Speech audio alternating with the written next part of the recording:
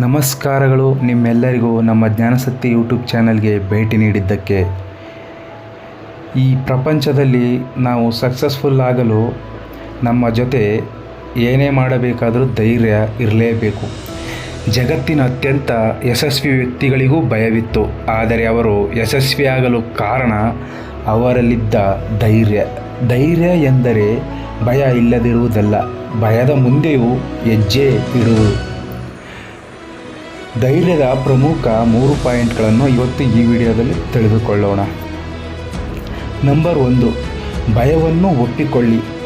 Accept your fear. ನಮಗೆ ಯಾವುದರ ಬಗ್ಗೆ ಭಯವಿದೆ ಎಂದು ಒಪ್ಪಿಕೊಳ್ಳುವುದೇ ಧೈರ್ಯದ ಮೊದಲ ಹೆಜ್ಜೆ.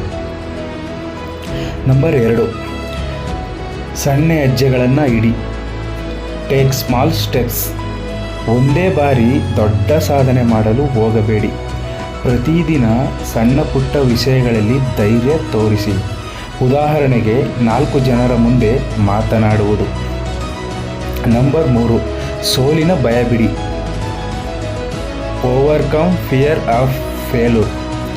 ಸೋಲು ಎಂದರೆ ಕೊನೆಯಲ್ಲ, ಅದು ಕಲಿಯುವ ಒಂದು ಹಂತ. ಒಟ್ಟಾರೆ ಧೈರ್ಯವನ್ನು ನಮ್ಮ ಜೀವನದಲ್ಲಿ ಅಳವಡಿಸಿಕೊಂಡರೆ ನಮ್ಮ ಜೀವನದಲ್ಲಿ ಏನನ್ನು ಬೇಕಾದರೂ ಸಾಧಿಸಬಹುದು. ನಿಮ್ಮ ಧೈರ್ಯ ನಿಮ್ಮ ಯಶಸ್ಸಿನ ದಾರಿ.